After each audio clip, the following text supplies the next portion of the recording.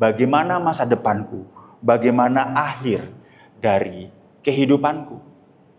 Saya berdoa firman Tuhan dapat menjawab pertanyaan ini dan kita dapat melangkah di dalam iman, di dalam pengiringan kita akan Tuhan.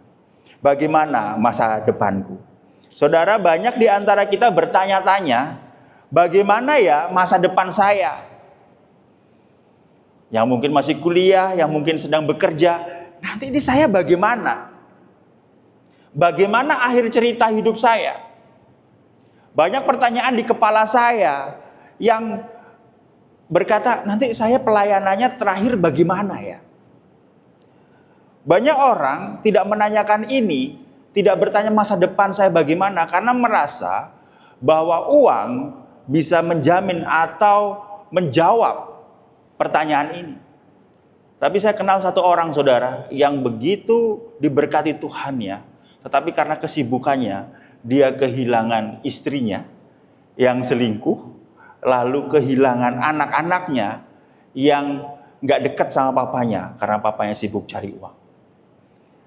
Dia pikir uang dapat menjadi pegangan dan jawaban atas masa depannya, tetapi tidak. Banyak orang yang berkata soal pekerjaan, apakah saya bisa terus bertahan di tempat ini? Apakah saya bisa terus melakukan usaha ini? Atau justru pada akhirnya saya gagal? Atau keluarga, bagaimana rumah tangga saya? Bagaimana akhirnya rumah tangga saya? Bagaimana anak-anak saya nantinya? Mungkin banyak orang tua yang di sini, nanti anakku bagaimana ya? Apakah saya bisa melihat anak saya berhasil? Apakah saya sebagai orang tua bisa untuk mendidik anak saya menjadi orang yang berhasil? Atau yang belum menikah berkata, bagaimana ya? Siapa nanti istri saya gitu ya? Siapa suami saya? Di kantong mungkin. Tapi ingin saya sampaikan begini, bahwa pasangan hidup tidak akan menjamin kebahagiaan kita. Pasangan hidup tidak akan bisa menjadi jawaban kehidupan kita. Saya punya teman baik, saudara, 2 orang, 2 pasang.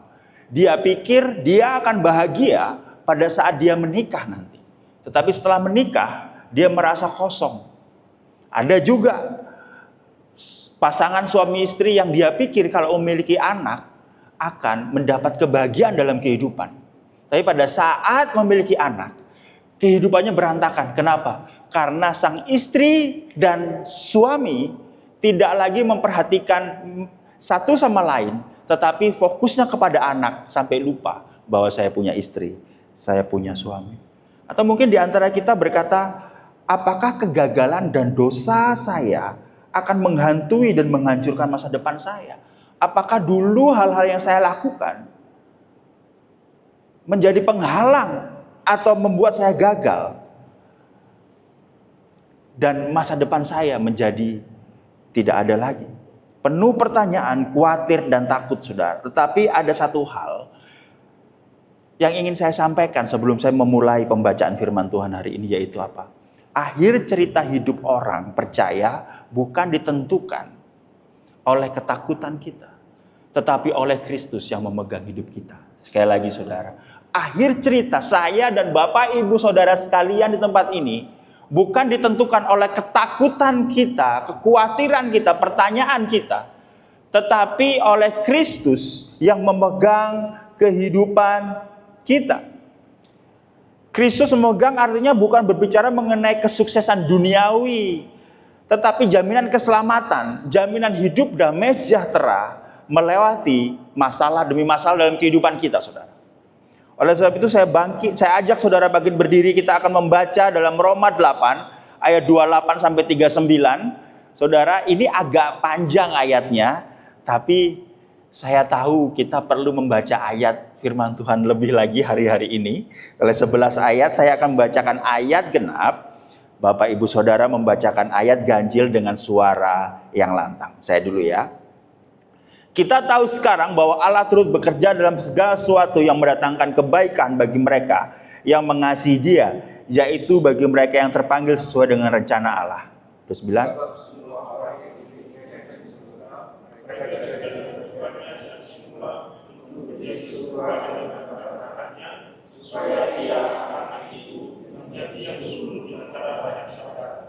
Mereka yang ditentukannya dari semula, mereka itu juga dipanggilnya. Mereka yang dipanggilnya, mereka itu juga yang dibenarkannya. Mereka yang dibenarkannya, mereka itu juga yang dimuliakannya. Sebab itu apa yang akan dikatakan semuanya, jika Allah diberkata, siapakah yang dapat melawan kita? Ia yang tidak menyayangkan anaknya sendiri, tetapi yang menyerahkannya bagi kita semua. Bagaimana mungkin ia tidak mengaruniakan segala sesuatu kepada kita bersama-sama dengan Dia?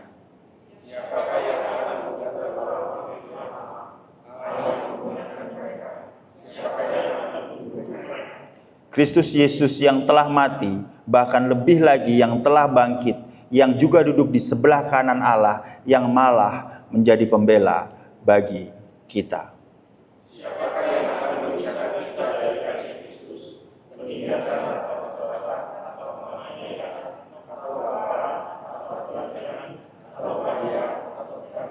seperti ada tertulis, oleh karena Engkau kami ada dalam bahaya maut sepanjang hari. Kami telah dianggap sebagai domba-domba sembelihan.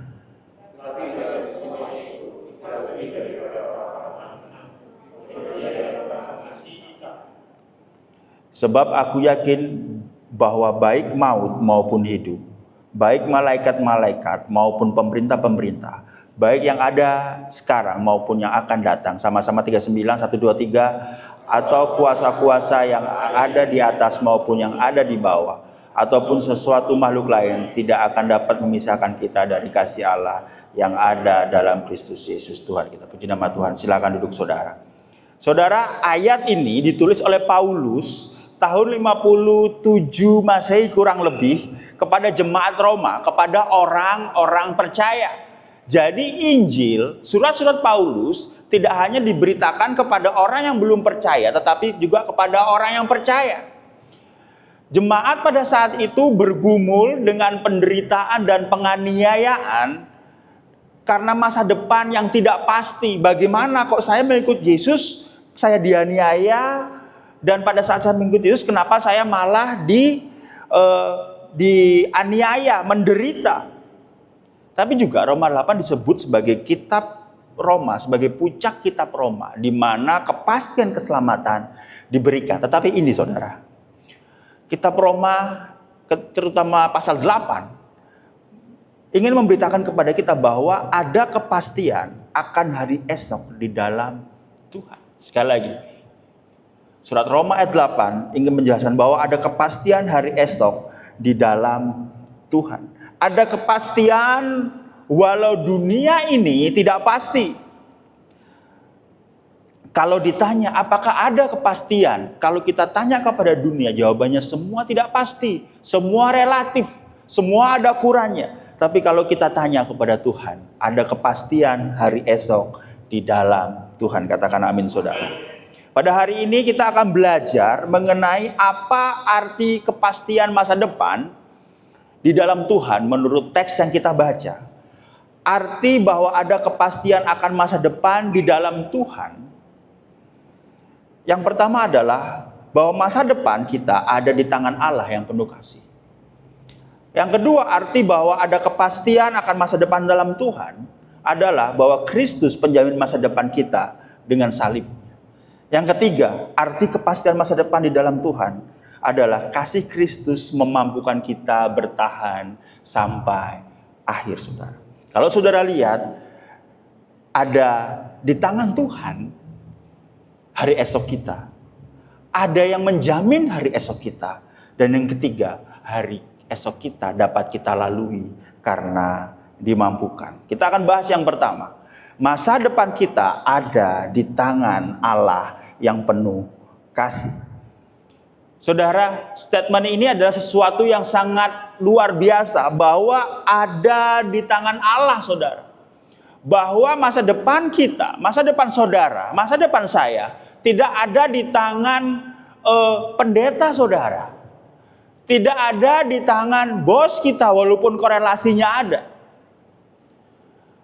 Tetapi ada di tangan Kristus sendiri. Artinya apa? Bahwa perjalanan orang percaya bukan cerita acak, tetapi proses Allah yang mengarahkan kita kepada kebaikan. Ayat 28 dikatakan kita tahu sekarang bahwa Allah turut bekerja dalam segala sesuatu untuk mendatangkan kebaikan bagi mereka yang mengasihi kita. Apapun yang terjadi dalam kehidupan kita hari ini bukan cerita acak. Hidup saya, hidup Anda, bukan cerita acak yang mana dibiarkan oleh Tuhan.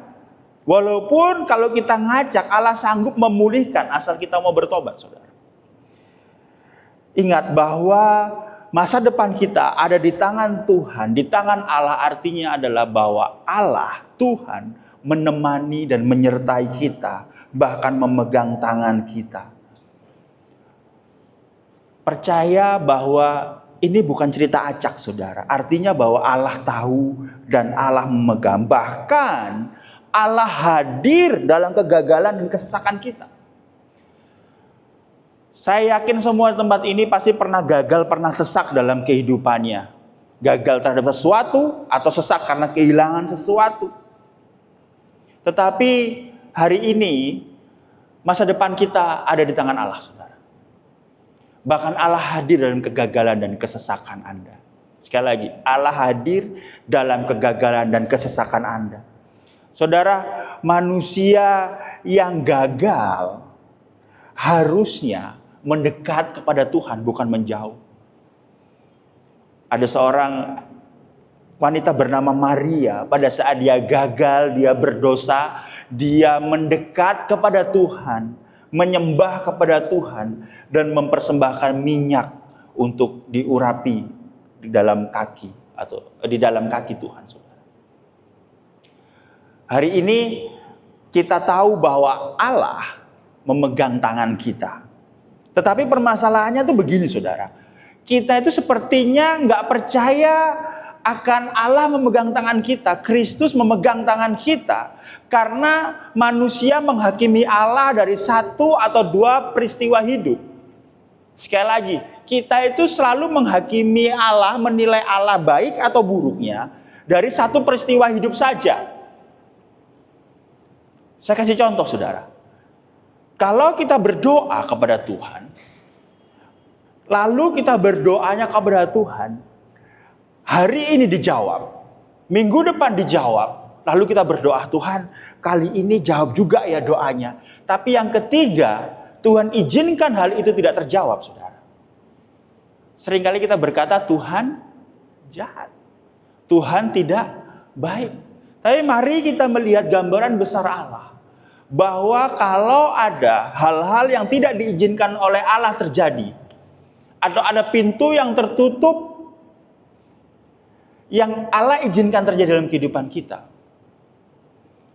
kita harus percaya bahwa ada rencana Allah yang agung, yang mulia untuk kita. Makanya saya selalu berkata, mari kita bersyukur untuk pintu yang ditutup Allah, karena itu yang terbaik bagi kita. Charles Spurgeon berkata begini, tidak ada yang kebetulan dalam hidup orang Kristen. Setiap langkah diatur oleh Allah. Masa depan kita ada di tangan Tuhan, saudara. Masa depan kita ada di tangan Tuhan. Tetapi juga Allah menetapkan tujuan akhir perjalanan hidup kita adalah serupa dengan Kristus yang penuh kasih. Allah berkata bahwa hidup kita bukan hidup yang acak. Tetapi kalau tidak acak, apa? Allah menetapkan tujuan akhir perjalanan hidup kita adalah serupa dengan Kristus yang penuh kasih. Ayat 29 berkata, sebab semua orang yang dipilihnya dari semula, mereka juga ditentukannya dari semula untuk menjadi serupa dengan gambaran anaknya. Karena masa depan kita di tangan Allah, Allah mau masa depan kita menuju arah yang jelas, yaitu keserupaan dengan Kristus. Saudara, Dia, Allah kita, tidak menetapkan kita untuk ada di kondisi kita mengasihi dunia. Makanya Allah tidak pernah menjanjikan bahwa kita akan memiliki hidup berkelimpahan harta di dunia, muda kaya raya, tua pesta pora, mati masuk surga, saudara. Itulah yang kita inginkan. Tetapi mari kita bayangkan, apakah pada saat kita ada di muda kaya raya, tua foya-foya, Apakah kita mampu menaruh Kristus dalam diri kita? Atau malah kita menaruh dunia dalam kehidupan kita dan menaruh Kristus di tempat yang dalam, jauh di hati kita, saudara. Dia tidak menetapkan kita untuk mengasihi dunia, tapi dia menetapkan kita untuk memiliki kehidupan serupa Kristus yang penuh kasih. Saudara, masa depan kita itu tidak diukur dari sukses atau gagalnya menurut dunia, tetapi apakah kita makin serupa dengan Kristus, saudara. Sekali lagi, masa depan kita bukan diukur dari sukses atau gagalnya kita menurut dunia, tetapi apakah kita makin serupa dengan Kristus. Kalau saya mengatakan ini, sebenarnya beda ukuran, saudara. Beda alat ukurnya sama dunia. Tapi seperti itu, ukuran dunia dengan ukuran Kristus selalu beda, saudara. Masa depan orang percaya diukur seberapa besar dia hidup serupa dengan Kristus. Kalau saya bisa mengatakan begini, saudara, enggak apa-apa Anda tidak lebih kaya daripada orang lain atau lebih sukses dari anak muda yang lain. Tetapi yang terpenting adalah Anda menghidupi hidup yang berkenan kepada Allah. Itu adalah sesuatu yang luar biasa. Katekismus Westminster, katekismus itu adalah sebuah tanya jawab mengenai iman, saudara. Nanti setiap minggu pertama kita ada refleksi hati yang berisi katekismus, saudara. Dikatakan begini, hidup manusia pada akhirnya memiliki satu tujuan, yaitu memuliakan Allah dan bersuka cita di dalam Dia selama-lamanya. Orang berkata, kalau saya mempermuliakan Allah itu saya nggak bisa enjoy dalam kehidupan ini. Semisal hidup seperti biarawati gitu. Enggak. Kita tetap bisa bersuka cita di dalam Kristus. Kita tetap bisa enjoy dalam perjalanan kita menuju Kristus.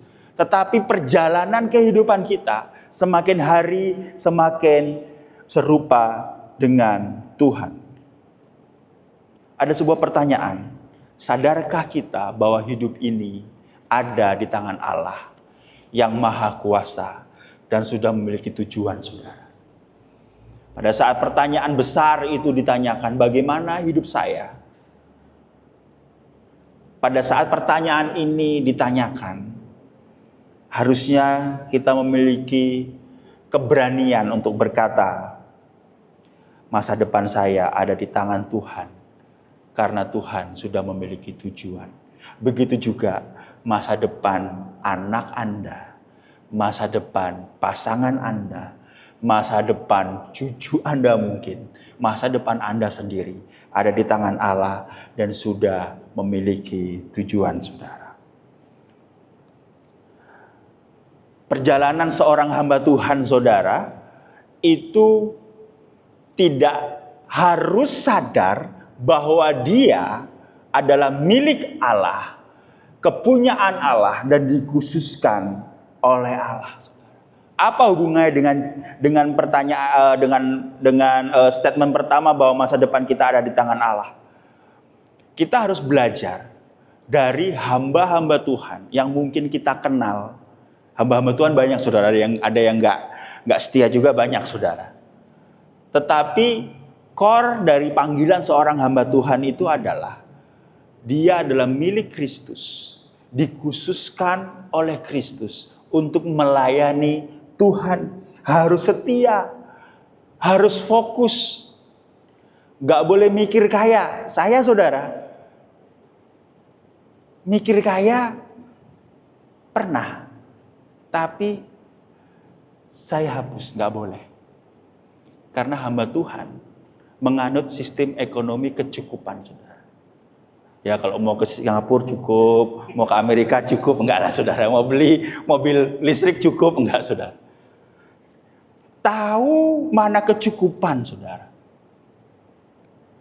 Enggak boleh punya ambisi pribadi. Kenapa? Karena kami dibatasi oleh panggilan, kami dibatasi oleh pemilihan Allah terhadap kami.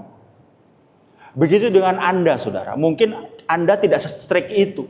Tetapi sadarlah bahwa pada saat Anda dipilih oleh Allah, menjadi anak Allah, masa depan saudara dijamin oleh Allah. Masa depan Anda ada di tangan Allah dan untuk kemuliaan Allah, saudara.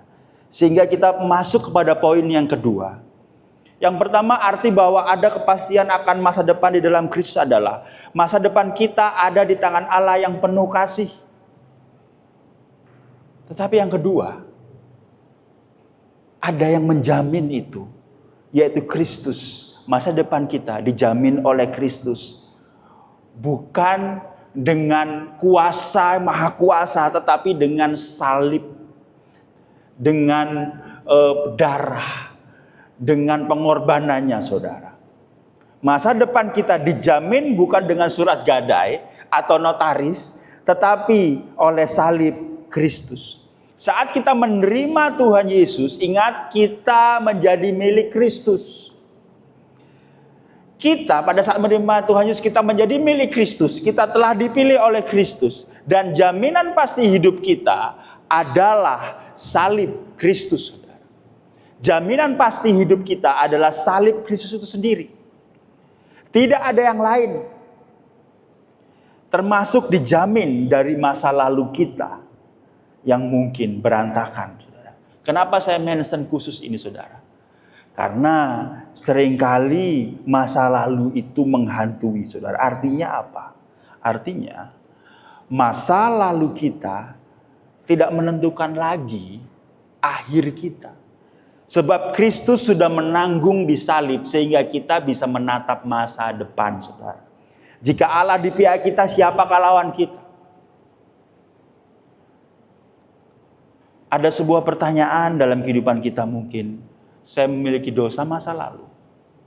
Saya pernah gagal sebagai orang tua. Saya pernah gagal sebagai anak. Saya gagal untuk menyenangkan orang tua saya. Ada tuduhan-tuduhan. Hal-hal yang menghantui kita. Kadang masa lalu kita menjadi monster menakutkan untuk kita melangkah ke depan. Sekali lagi saya menekankan masa lalu karena kita sering tidak sadar akan jaminan salib Kristus. Kenapa? Karena ada hal di masa lalu kita yang menghantui kita. Tetapi seorang reformator bernama John Calvin berkata begini, I gave up all for Christ, and what have I found? I have found everything in Christ. Aku telah melepaskan segalanya demi Kristus, termasuk masa lalu kita, termasuk ketakutan kita, termasuk kekhawatiran kita, termasuk bagaimana masa depanku. Sekarang apa yang kudapati? Aku mendapat segala sesuatu di dalam Kristus. Hari ini saudara, ada hal yang lebih mulia daripada kekhawatiran, daripada pertanyaan yang tidak bisa terjawab, yaitu ada jaminan di dalam Kristus. Seberapa banyak di antara kita melepaskan beban masa lalu karena sudah memiliki Kristus, saudara. Saya, saudara, mengalami awal-awal pelayanan yang sangat keras, saudara. Karena lingkungan saya menuntut sebuah pelayanan dan kerja keras yang luar biasa. Jadi ngalah-ngalahin kerja di sekuler yang bosnya killer gitu ya, saudara. Nggak jarang saya bangun tengah malam, waduh ada yang kelupaan gitu ya. Tetapi pada saat saya menjadi gembala, hal itu menghantui saya, saudara. Saya penuh rasa takut, tetapi di satu sisi saya menjadi gembala yang galak, saudara. Sampai kalau saudara ingat di awal pembukaan kita ada yang namanya Ruli itu takut ngobrol sama saya. Tetapi saya tahu bahwa saya harus melepaskan masa lalu saya karena saya sudah memiliki Kristus. Pertanyaannya apa yang saudara pegang di masa lalu, saudara, sehingga Anda tidak bisa merasakan Kristus dalam diri Anda, saudara. Kristus adalah penjamin kita. Tapi Anda harus sadar bahwa Kristus lebih indah, lebih mulia dalam kehidupan Anda dari apapun juga. Karena Kristus pembela yang dapat kita percaya karena dia hidup dan mulia. Kristus adalah Allah yang hidup dan yang mulia. Makanya dia mampu menjadi pembela kita, termasuk menjadi pembela untuk masa lalu, masa kini, dan juga masa depan kita. Kristus Yesus yang telah mati, bahkan lebih lagi yang telah bangkit, yang duduk di sebelah kanan Allah, yang malah menjadi pembela bagi kita. Pembela di sini bukan berarti kayak, wah, Cik Linda itu bencekno, menyakiti saya itu. Aku punya pembela dalam Kristus. Tuhan hukum Cik Linda, bukan gitu, saudara. Pembela di sini adalah bahwa kita punya pembela Kristus dari dosa kita, dari ketakutan kita, dari kutuk masa lalu kita, dan menjamin kehidupan kekal kita dalam Kristus. Membela dari rasa bersalah dan takut kita. Asal kita mau datang kepada Dia, bertobat dan berkata, Tuhan ini aku gak mampu, aku dipenuhi rasa khawatir, aku dipenuhi rasa gagal. Aku mau melangkah di dalam Tuhan karena aku tahu masa depanku, Tuhan adalah pembelaku. Nanti saya akan cerita di akhirnya, saudara, mengenai apa itu menang di dalam Kristus. Tapi ini, saudara, Kristus mampu menjadi penjamin karena Dia Allah yang hidupnya menggantikan kita menanggung dosa. Saudara, pemilik dari tempat yang untuk kita merintis gereja ini, saudara, adalah teman saya, Pak Hui namanya, Pak Hiu. Dia seorang hamba Tuhan juga. Tapi begitu saya telepon, saudara, Pak Hiu, saya mau sewa. Berapa Pak Hiu? Seginilah, gitu ya. Pak Hiu, saya nggak mampu. Segini gimana? Oke, nggak apa-apa. Tuh, nanti saya ngomong ke karangnya, Pak Hiu gimana? Bilang aja nama saya. Beres semuanya. Nanti bayarnya langsung atau di belakang aja? Nanti gimana? Bilang aja nama saya. Nah, saudara ini, kalau saudara ke Excelso, di bawah bilang, Jemaat Van Church Surabaya Timur akan dapat diskon 20%, saudara. Nah, ini promosi 20%. Kenapa? Karena saudara dijamin oleh Van Church Surabaya Timur. Begitu dalam kehidupan kita, saudara. Ini bukan perkara duniawi. Ini perkara kekekalan, damai sejahtera. Kita milik siapa, saudara? Jangan salah sangka, saudara. Tetapi ini, kadangkala kehidupan kita menukar jaminan hidup kekal bersama Tuhan demi nafsu duniawi. Kita menukar jaminan hidup kekal bersama Tuhan demi nafsu duniawi. Sekarang lagi keren, saudara, anak-anak muda yang berkata bahwa saya ingin mencapai 1 miliar pertama saya. Ada, saya ketemu, saya nanya. Buat apa? Biar keren, kok. Kan aku hebat. Saudara, kalau engkau bisa mendapatkan itu, luar biasa. Tapi pastikan engkau mendapatkan itu karena engkau tahu engkau adalah milik Kristus dan untuk kemuliaan Kristus. Pastor Noah Herin bertemu dengan seorang pilot senior, saudara, yang telah terbang sejauh 2 juta miles di maskapai ini. Nah, pada saat dia sedang menaiki pesawat ini, dia di sebelahnya itu ada pilot yang telah terbang 2 juta miles. Ternyata itu adalah penerbangan terakhirnya dia, karena dia mau pensiun. Pramugari dan pilot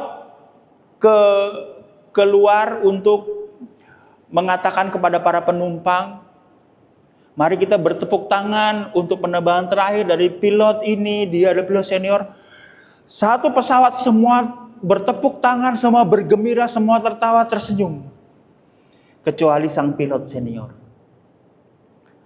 Lalu Pastor Noah Herin berkata begini, loh kenapa kamu gak ketawa? Tahu gak? Gara-gara pekerjaan ini, saya kehilangan istri saya. Saya kehilangan anak saya. Kalau saya mau bilang, apa yang paling saya sesali dalam kehidupan ini adalah pekerjaan ini dan bagaimana saya men-treat atau memperlakukan pekerjaan ini. Saya kehilangan semuanya. Pekerjaan, karir ini membuat saya kehilangan pernikahan, anak-anak, bahkan kesehatan saya. Pertanyaannya saudara, apa yang kita kejar saat ini? Apakah itu untuk memuaskan hatimu, untuk membunuhmu, atau untuk mempermuliakan Kristus dalam dirimu? Ingat bahwa kita memiliki penjamin untuk kita bersuka cita walaupun apa yang dunia berikan kepada kita tidak kita dapatkan. Yang ketiga saudara, arti bahwa ada kepastian akan masa depan di dalam Tuhan. Yang pertama, masa depan kita ada di tangan Allah yang penuh kasih. Yang kedua, Kristus menjamin masa depan kita dengan salib. Yang ketiga, kasih Kristuslah yang memampukan kita bertahan sampai akhir.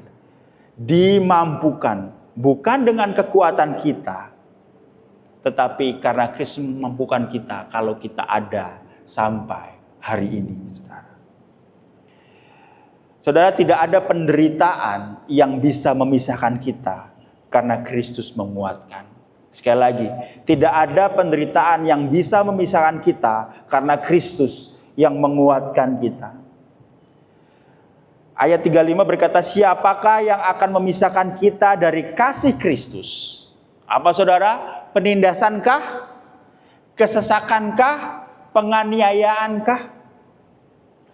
Pertanyaan ini adalah untuk kita semua. Siapakah yang bisa memisahkan kita dari kasih Kristus? Ya kita kan nggak dianiaya nih sekarang. Tapi siapa yang bisa memisahkan Kristus? Ini kan ada perbandingan ya. Kalau zaman dulu yang bisa memisahkan itu penindasan, kesesakan, penganiayaan. Kalau zaman sekarang, siapakah yang akan memisahkan kita dari kasih Kristus? Hobi kita kah? Pasangan kita kah?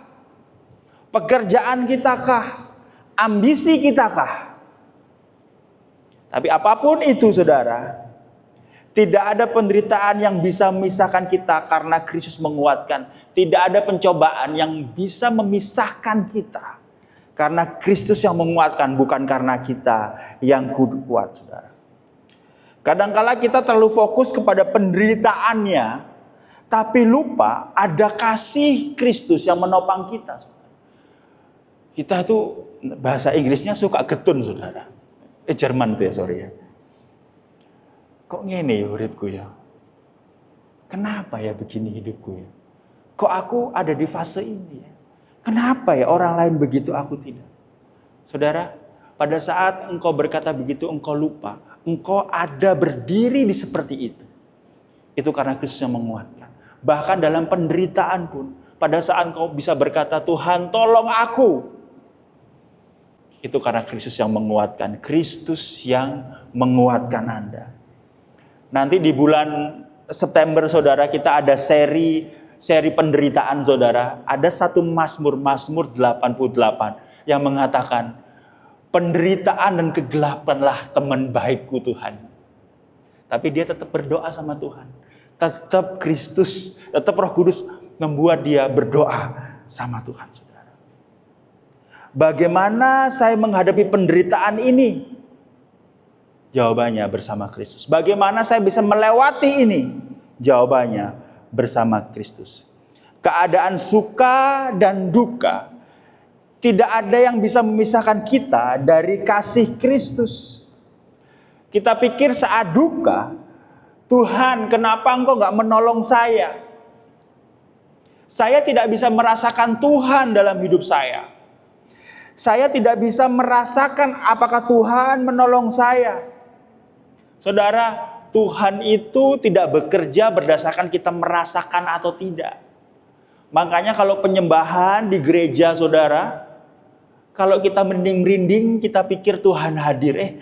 Tuhan itu tidak bekerja berdasarkan apa yang kita rasakan. Kalau Nabi bekerja aja. Kenapa? Karena Dia Maha Mulia, Maha Kuasa. Apakah Tuhan bisa bekerja dan sedang bekerja dan mampu bekerja walaupun kita nggak merasakan? Bisa, saudara. Apakah Tuhan sedang menolong kita, sedang menata kehidupan kita, sedang menguatkan kita. Tapi kita nggak merasakan tuh, tidak ada penglihatan, feeling bagaimana. Itu kan mau kita, saudara. Karena kita terlalu fokus kepada apa? Tanda-tanda. Dan Tuhan tidak. Dia menopang saat lemah. Dia menopang saat kita gagal. Kita dimampukan untuk bersyukur. Kita dimampukan untuk tetap melihat kebaikan Tuhan dalam kehidupan kita. Saya kenal satu orang artis, saudara. Dia ini pernah pindah agama. Sampai sekarang masih pindah agama. Agama sebelah. Suatu saat saya dengar, ini teman saya, dia punya anak gitu ya, dia menimang anaknya. Lalu menimang anaknya dengan memakai lagu rohani, saudara. King Kong badannya besar gitu ya. Saya lupa, udah lama banget. Pada saat itu saya berkata, mungkin ini momen Roh Kudus mengingatkan kepada dia ya, siapa Kristus. Dalam kehidupan kita, seringkali kegagalan ada dalam hidup kita, kepesimisan, rasa sakit ada dalam kehidupan kita. Kita pikir kuat iman kita.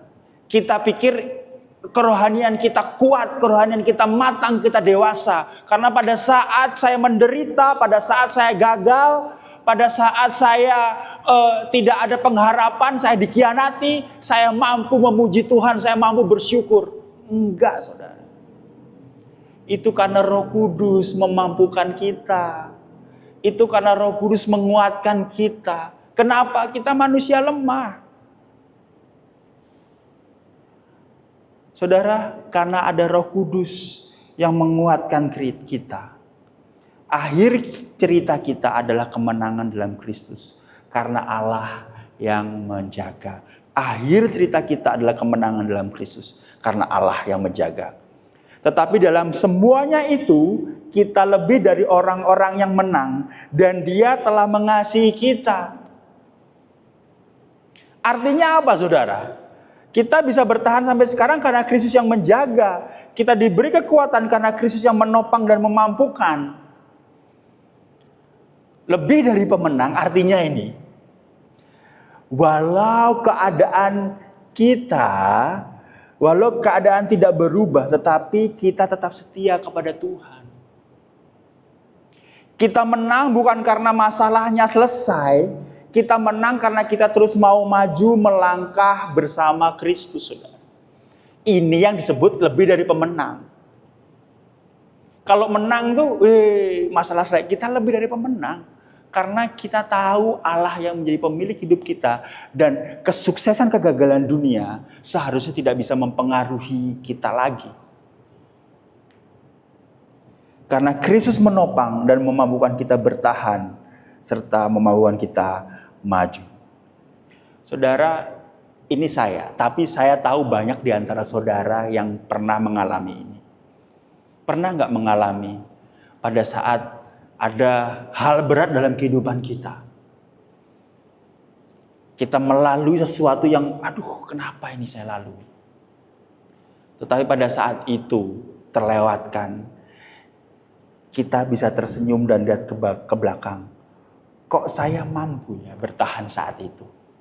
Kok saya mampu ya tetap bertahan? Padahal waktu itu saya stres, saya khawatir. Tetapi kenapa saya mampu ya? Karena kita adalah milik Kristus dan kita lebih dari pemenang, saudara. Amin, saudara. Karena kita lebih dari pemenang. Saudara tahu Tom Lembong? Saya nggak akan bahas politik, saudara. Tapi dia pada saat dia di penjara, dia dinyatakan sebenarnya tidak ada salah, tapi tetap di penjara, tapi diberi abolisi sama presiden karena dia tidak bersalah gitu ya, abolisi. Amnesti itu kalau bersalah.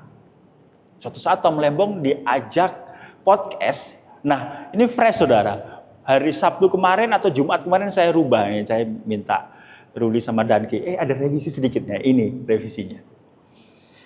Tom Lembong tuh menyikapi apa yang terjadi dalam dirinya berkata begini, kegagalan seringkali menghasilkan buah kehidupan dan akar dari kehidupan bijaksana. Tetapi kesuksesan mengarahkan kita kepada ego, materialis, gengsi, dan lupa daratan. Oleh sebab itu, hargai kegagalan dan masa tergelap Anda.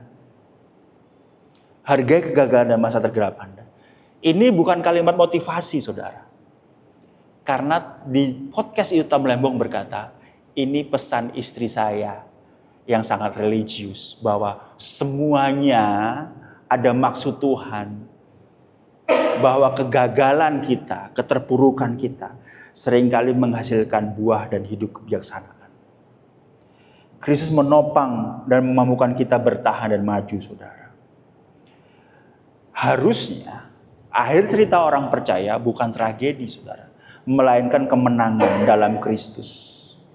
Apapun keadaannya.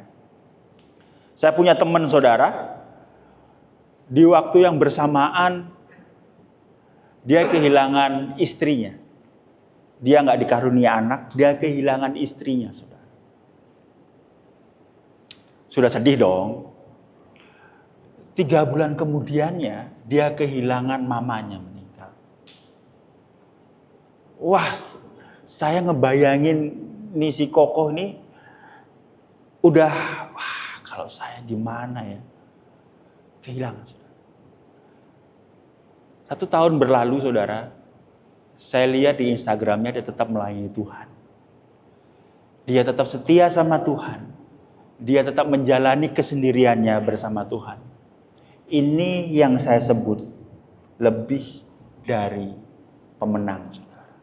Ini yang saya sebut lebih dari pemenang. Tidak ada hari yang terlalu buruk sehingga anugerah Allah tidak bisa menjangkau kita.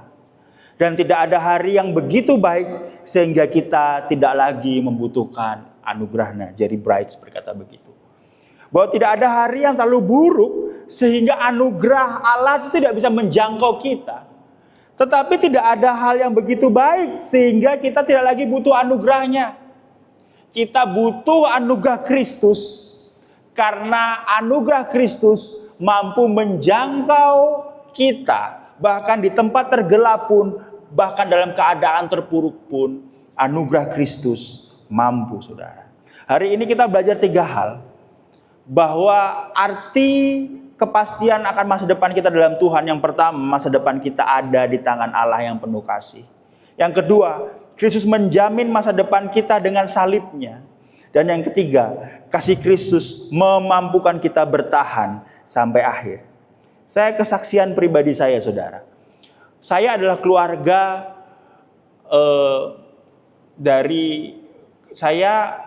keluarga saya memiliki usaha kuliner. Saya dari keluarga yang memiliki usaha kuliner, saudara.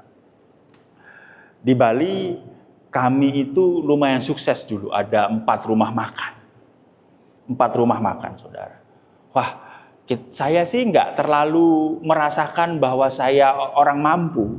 Tetapi kalau kalau saya minta uang ke mama saya, contohnya 20.000, mama saya bisa ngasih 100.000 gitu. Jadi dikasih lebih gitu. Apalagi dulu kan nggak ada QRIS, saudara. Kelihatan tuh sudah dikasir banyak uang, saudara. 4. Tetapi karena berjalannya waktu, mama saya, capek ya kerja restoran.